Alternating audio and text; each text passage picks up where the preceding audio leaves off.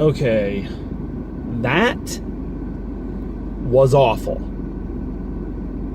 I mean, that was just painfully awful. You know, and going to see it when I decided, just kind of out of nowhere, long story, to kind of go and see this. I wasn't expecting high art, but I was hoping for kind of a so bad it's good, you know, at least it's entertaining or interesting or fun, you know, kind of like the Hurricane Heist. And what I got was just, it's terrible. However bad the trailers make it look, it's worse than that. Okay? It is an awful movie. It's one of, I'm noticing a slight theme with some films this year. Remakes that make me nostalgic for the 90s version. Okay? Little Women made me nostalgic for the 90s version. This makes me nostalgic for the 90s version. And the 90s version wasn't really that good. You know, upon reflection, I watched it not too long ago, and it was a pretty bad film. But compared to this, that thing was... oh, I don't even know where to begin with this thing. Again, bad movies are one thing, but, you know, fun bad movies are one thing, which I was kind of hoping for a Robin Hood. You know, you could say that about the, you know, Robin Hood, Prince of Thieves. Is that at least, yeah, it's not a great movie, but there's a lot of good stuff in it. The story is fairly interesting. It's a fresh take, a take that's now been copied several times. Great performances. You know, Alan Rickman did an amazing job. Michael Wincott, who doesn't get enough, you know, credit for Guy of Gisborne, you know, had a awesome Bryan Adams 90s theme song. You know, so there's stuff in there that, you know, even today watching it and just watching kind of the skin-peelingly bad performance of Kevin Costner, that you can still watch and go, all right, I'm having fun watching this. There's none of that here. This film is so unfun and so uninteresting and so just... oh, shit. Okay, so where to start with this piece of shit? Literally, I'm trying to think of what to say about it because there's so much to talk about. So one of the things that you get from the trailer is that it's going to be a little bit anachronistic. It's going to be one of those films that's in a time period, but they're not going to adhere to the rules of the time period. You know? And this film, you kind of get that going in. But man, what I wasn't expecting is for this film to be so far up its own ass politically that, you know, so the Crusades that Robin of Locksley goes to, first of all, he's not, he's drafted. Like, literally, they send him a draft notice. It says draft notice at the top. You know, I'm not sure what they would call it back then when they called all the young men into service, but I don't know. I don't believe it was called a draft notice. I could be wrong. I'm not a historian. So he gets the draft notice. So if he's just you know, it's not his war. He doesn't sign up for belief or, you know, loyalty to the king or anything like he does in previous Robin Hood movies. No. Here he's drafted by the corrupt power and government to go fight a war which looks exactly like they fucking pulled it out of an Iraq war movie. Like, no joke. The scenes in fucking you know, in fucking Jerusalem or Arabia, I'm sorry, look like something out of the fucking Hurt Locker. The way the English soldiers are dressed, the way they're carrying their weapons. They're carrying their fucking weapons like machine guns. You know? Like, they replaced the tanks with, like, catapults, but it's the same fucking thing. It's like, oh my God. Oh. So that happened. So that's irritating. Like I said, the Kevin Costner film has inspired a lot of Robin Hood tales since then. And here we've got one where now we have Jamie Foxx as kind of the Morgan Freeman character, only he's a mix between the Morgan Freeman character and our new Little John. You know, so Robin, this is what gets me. So Robin, as opposed to escaping from a prison with this guy like he does in the Kevin Costner version,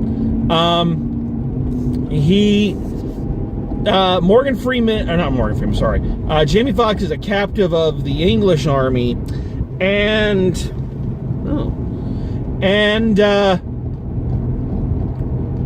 his son is about to be murdered, and Robin intervenes and tries to stop them. He doesn't succeed. The son still gets killed, and the commanding officer, Guy of Gisborne, looks at Robin and says, "Oh, if you weren't a nobleman, I'd hang you. I'm just going to ship you back to England." So his punishment for technically treason is to be sent home? It's like, the choice makes no fucking sense. All right? So then he goes home, all right? And instead of the thing that has kind of been the plot of almost every fucking Robin Hood ever, instead of him deciding to take up arms because he comes home and finds that, the sheriff or Prince John, it's been the sheriff, again, ever since the Kevin Costner version, the sheriff has been the bad guy and not Prince John, who had been the bad guy in almost every previous version. But anyway, not because the sheriff has taken over and is squeezing the life out of the peasantry and, is secretly planning to usurp the king. No, he becomes Robin Hood and starts fighting the sheriff just kind of because Jamie Foxx said he had to. Moreover, here's the big problem with this Robin Hood in terms of everything. And again, I'm sorry to keep comparing it to the Kevin Costner version, but here's the problem. When you make a movie like this, which has had 4,000 goddamn versions of it, you're gonna compare it to the other ones. There's no way. And you're gonna do it even more so when the first voiceover says, "Forget everything you've heard before." It's like, well, now I can't. So here's the thing about the Kevin Costner version, and say what you will about it, as I already have. It's not very good. Kevin Costner is not good in it at all. Whatever. But at least that one had a believable character arc for Robin. He comes home, he's kind of a selfish, jackass. They keep telling you what a selfish ass he was before. He starts the war with the sheriff just pretty much out of personal spite because he doesn't like the guy,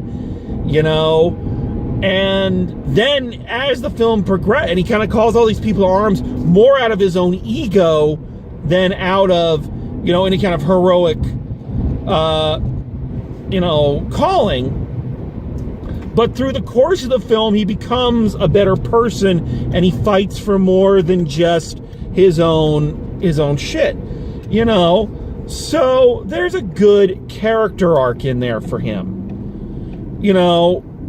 Where this one falls down is that now Robin is, a great person and a great guy almost from the beginning.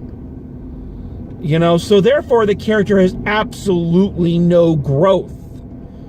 Like I said, Jamie Foxx is the one who goes, you're gonna defeat the sheriff, and he's like, oh, alrighty, that sounds like a great plan. Let's do that.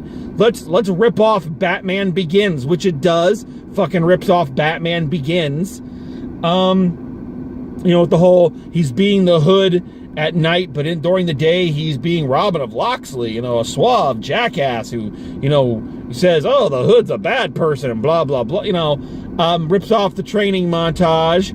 Rips off a lot from Batman Begins, actually. What really got me, and I'm sorry, I'm going to get a little political, just a tiny bit about this fucking movie, is again, as opposed to Robin coming home and finding that the sheriff or Prince John, whoever is trying to usurp the king while the king is out of England and all that, instead of that kind of more recognizable story, what we end up getting is this very political 1% bullshit where the sheriff is a war profiteer and he's propping up the war so he can profit off it, and they use the term redistribution of wealth.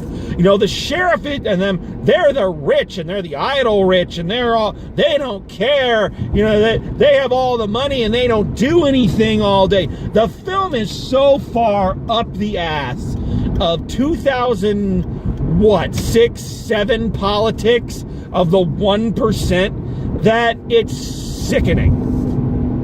Now, I don't care what your political stance is here, but allegory only works when it is subtle. Okay? Very few people can get away with big, in-your-face allegory.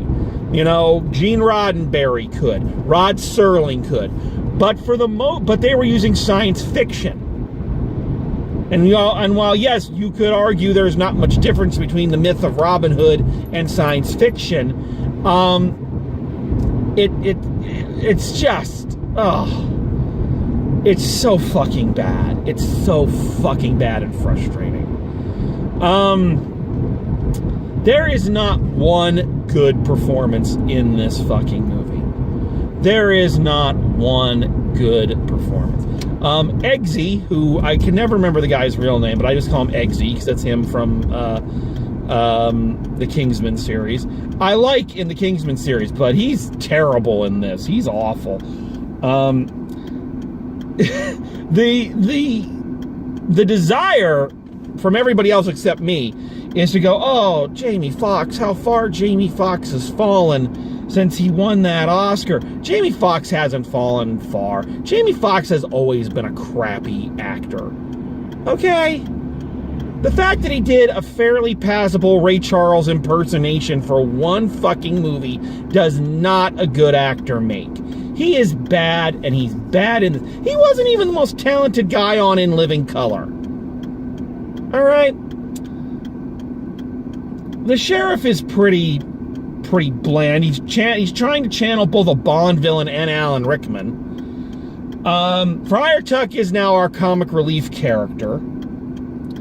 Marion is a ripoff of the Marion from the Robin Hood BBC TV show that was out in, the early 2000s, which wasn't bad for the first season. It got bad fairly quickly, but for the first season it was pretty good, actually. Who's, she's a more politically minded character. She's concerned with the poor and all this. Will Scarlet is an asshole. And here's, there's not one good performance, not one interesting performance. Again, say what you want about the Kevin Costner version, and his performance of being shit, but Morgan Freeman's Akeem character was interesting. Alan Rickman kicked ass as the sheriff. Michael Wincott was a great guy of Gisborne. I liked Christian Slater as Will Scarlet, and I liked the guy who played Little John. They had a good cast of characters, fun characters. These ones are so god-awful. They've been redesigned and reformatted so much. And again, that's part of why people make these movies, because you can do that to the Robin Hood mythos. It's been twisted and turned so many times that really there is no set mythos. You can do whatever you want with it. Which is fine, except when you do something shitty like this. The directing is trying so hard to be like the most awesome action movie ever. There are some shots in there, and there's all the, big sweeping, all this and all that, and it's boring as all shit.